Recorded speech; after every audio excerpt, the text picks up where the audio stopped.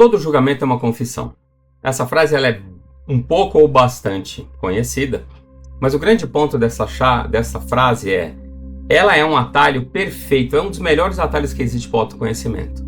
Porque quando eu estou julgando algo ou alguém, eu na verdade estou expressando algo que eu sinto em relação a mim, mas que eu não tenho coragem de olhar, não tenho coragem de integrar, né? E direciono e jogo isso para outra pessoa. O que acontece? Eu estou dando poder para essa pessoa. Então, entregando o meu poder para essa pessoa e estou me punindo inconscientemente. Meu nome é Alexandre Lourenção. Eu sou terapeuta e facilitador de expansão e de consciência. E meu trabalho é trazer aqui para você o autoconhecimento, a neurociência, a física quântica, a metafísica e a espiritualidade independente, para ajudar você a entender como funciona o jogo da vida e você começar a se sentir ganhador desse jogo da vida. Vamos lá. Esse conceito, essa frase, né, todo julgamento é uma confissão, ela chegou até mim pelo Luiz Gasparetto.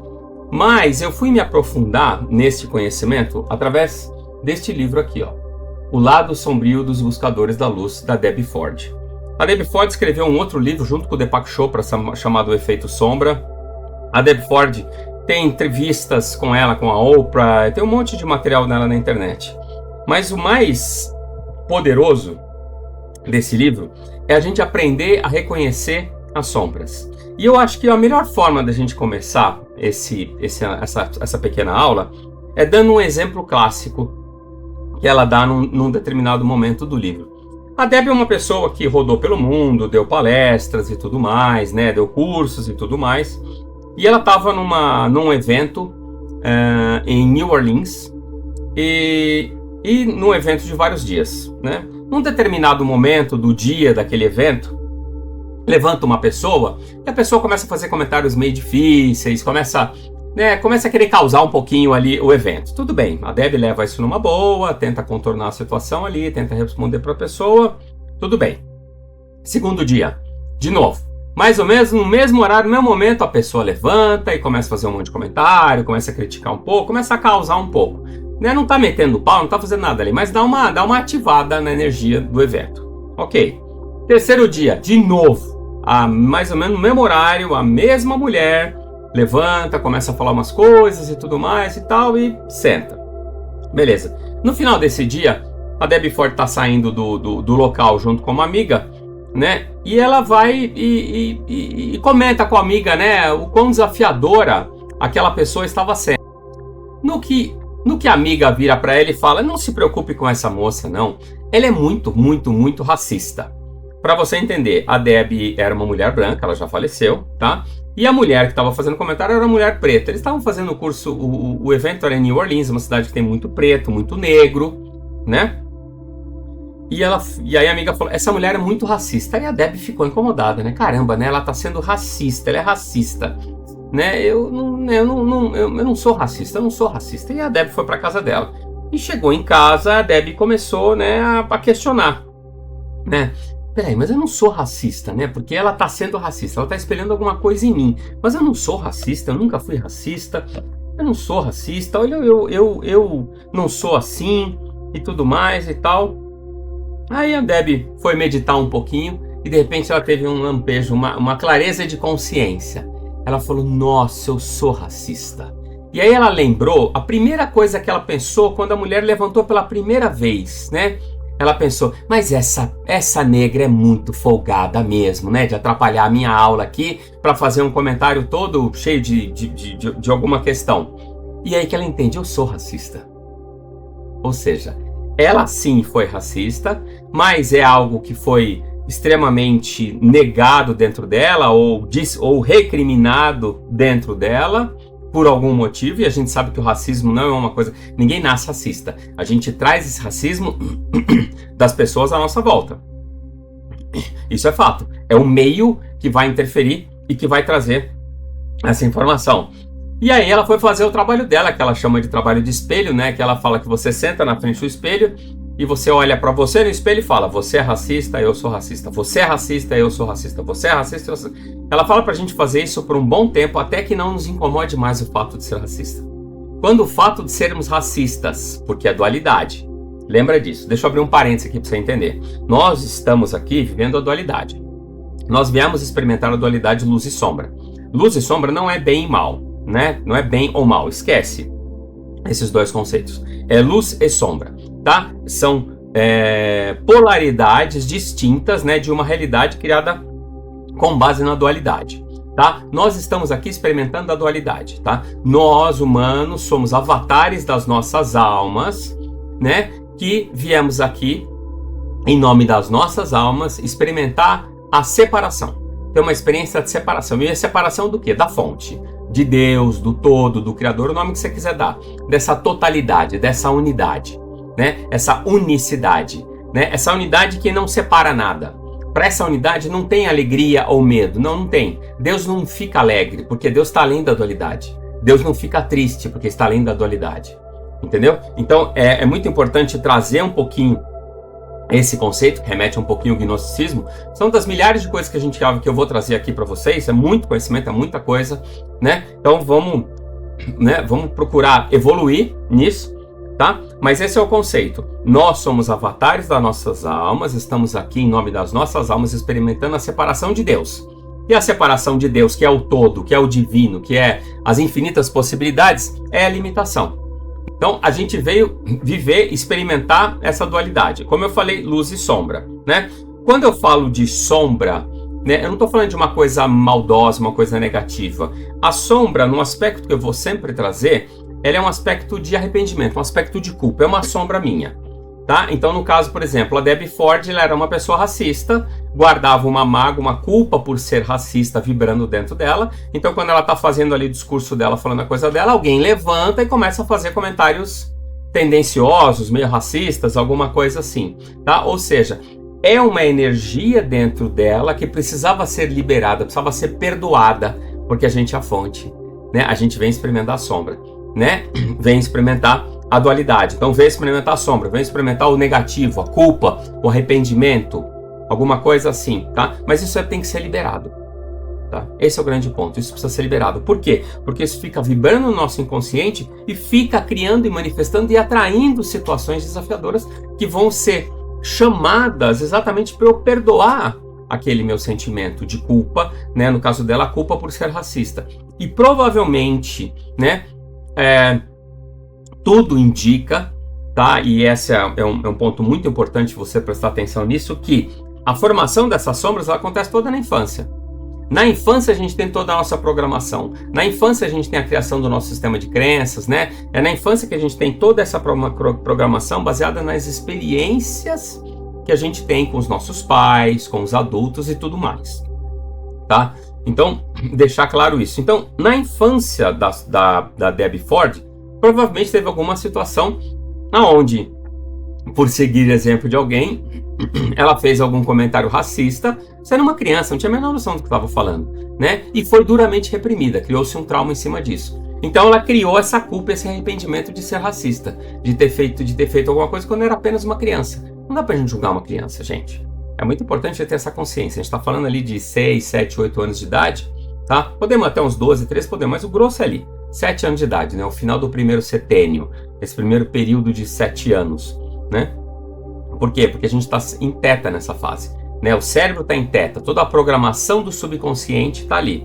Por isso que o teta, né, é a frequência de onda cerebral usada na hipnose e em outras técnicas como o Theta Healing, que é uma das técnicas que eu trabalho há mais tempo, que é para a gente reprogramar o subconsciente. Então, nessa fase teta, ela passou por alguma situação onde ela foi reprimida por ter um comportamento racista quando ela podia estar fazendo uma brincadeira qualquer, uma besteira qualquer. E aí aqui a gente não entra no conceito de não se brinca com esse tipo de coisa. Não existe esse conceito na minha visão, tá? Não existe esse conceito, né? Se eu estou brincando, falando com tom de brincadeira, por exemplo, com o tom de uma piada, isso nunca teve a intenção de ser ofensivo, né? Então, mas é a criança ali fazendo um comentário. Então ela é reprimida, cria essa sombra dentro dela,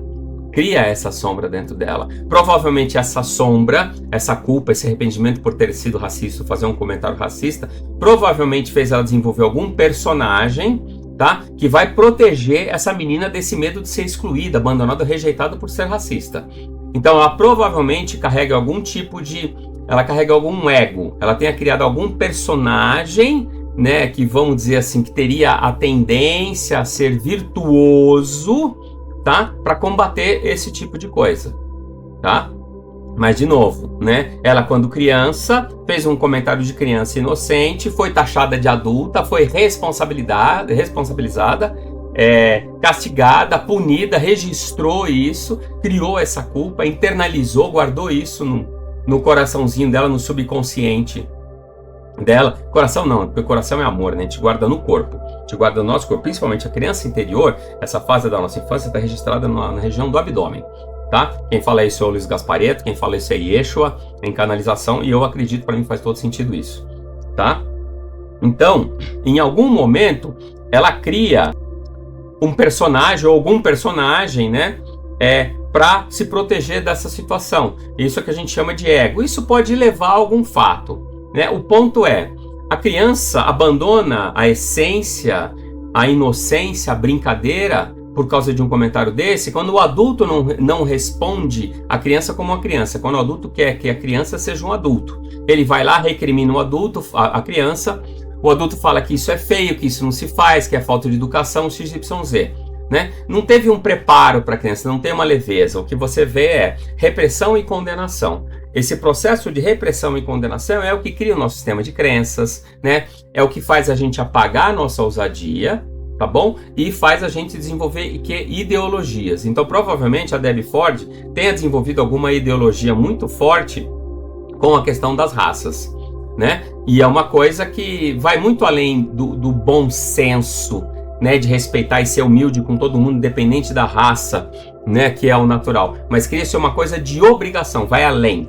E essa obrigação de criar esse personagem que talvez vá lutar contra o racismo, ou que vá trazer alguma questão, vá desenvolver alguma questão como contra o racismo, né, tipo, se tornar uma espécie de um salvador, alguma coisa assim, tá?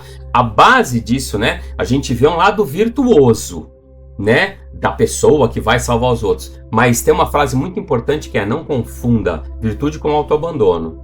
Na verdade, a criança foi tratada como adulto, se culpou e se responsabilizou, se puniu por algo completamente disfuncional, tá? E criou aquela personalidade virtuosa, tá? Por isso que, por mais lutadora que a pessoa venha a ser contra o racismo e tudo mais e tal, não sei o que, essa pessoa vai estar sempre atraindo problemas, vai atraindo dificuldades, porque o que impera, a mente está aqui na pessoa que luta contra o racismo, tá? Mas aqui dentro está na culpa por ser racista. E o que vibra, o que atrai, o que manifesta as coisas na nossa vida é a vibração, tá? Então é a vibração ali de culpa dela, né, que foi atrair aquela mulher, né, para levantar e ficar fazendo comentários, ficar criticando, ou sei lá bem o que a mulher fez que incomodou ela, tá? Então, o que acontece? A Debbie Ford vai lá, faz essa brincadeira com o espelho, né? Eu estou desenvolvendo uma série de aulas em cima desse livro dela que é maravilhoso, tá? Faz essa brincadeira com o espelho, né? E quando ela chega no dia seguinte no evento, ela tá lá no evento, no mesmo momento a mulher levanta, mas aí a mulher levanta, faz um monte de elogio a ela, faz um monte de elogio, fala um monte de coisa bonita e tudo mais e tal, se senta, fica quietinha e não abre mais a boca. Então isso é para você entender, né? E eu tô aqui falando com você que existe, né, o invisível, existe, vamos dizer assim, um misticismo quântico, existe uma conexão com a espiritualidade, existe muita coisa que a ciência não explica. E o meu papel aqui não é ficar explicando, não é ficar me baseando em comprovações científicas, não.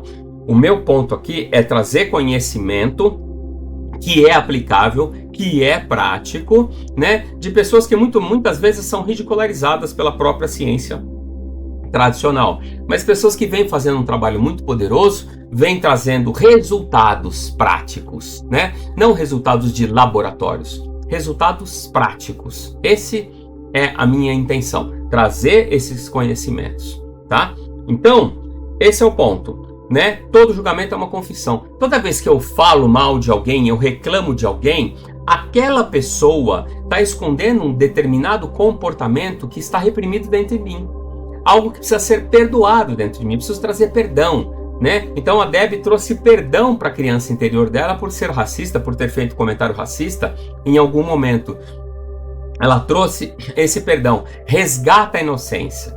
Quando eu trago a energia do perdão, que dissolve aquela culpa, aquele arrependimento, eu resgato a inocência. Quando eu resgato a inocência, eu invalido a necessidade de ter aquele personagem que vai lutar contra o racismo. Você entendeu? Então, quando eu libero a criança da culpa e do arrependimento e deixo ela ser inocente, eu automaticamente começo a dissolver esse personagem que foi criado egoicamente para parecer virtuoso, né? Por quê? Porque esse personagem protegeu essa criança dela tomar bronca, dela apanhar, de acontecer qualquer coisa por ela ser racista. Então essa é a função desse personagem. E quem cria esse personagem é sempre a nossa mente sobrevivente.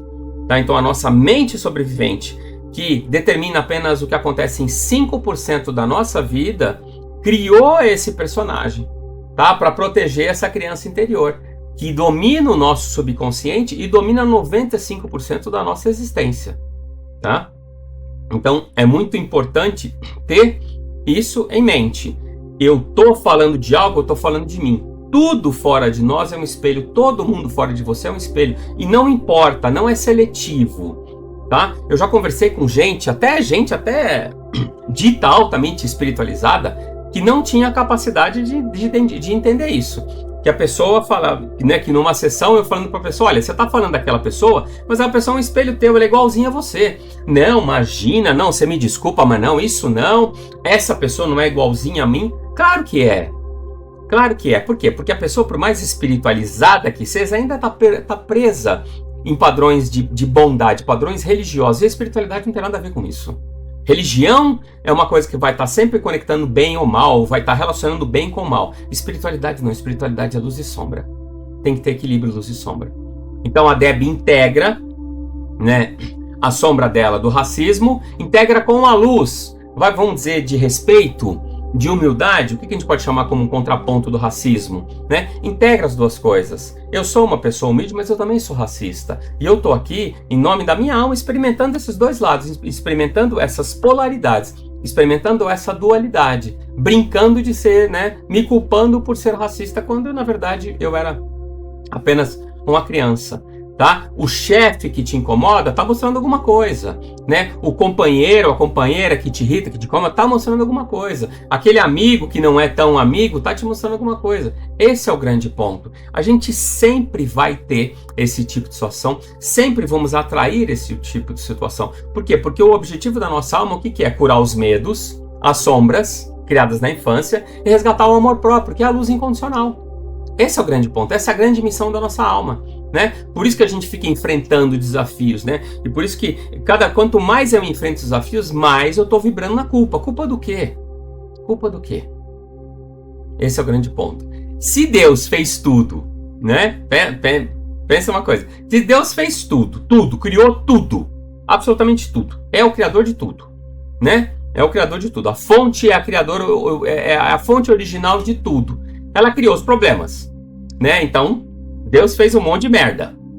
E tá tudo bem, porque é tudo só para a experiência da alma. A alma veio experimentar a dualidade. Não tem certo, errado, bem, amor. Não existe nada disso. Não existe alma doente, não existe alma, não existe, né? Vendi a alma, não existe nada disso. Né? A gente está muito, muito, muito longe dessa nossa capacidade. Então a gente fica atraindo esse tipo de situação, porque eu estou vibrando esse tipo de situação. Esse é o grande ponto, né? E o objetivo é trazer aquela pessoa para olhar para aquela pessoa e entender, ela é só um espelho meu, ela também é filha de Deus, ela também é uma extensão da energia da fonte, ela também é uma parte do divino, né? E assim como eu tenho luz e sombra, ela também tem luz e sombra. Esse é o ponto. Então, sim, o que ela está representando para mim é algo que precisa ser perdoado dentro de mim. Então eu vou trabalhar e vou me perdoar. E muitas vezes esse algo ele vai estar relacionado com alguém. Pai, mãe, avós, irmãos e tudo mais e tal, que é o que eu chamo de, né, o primeiro passo. O primeiro passo é cuidar da criança interior.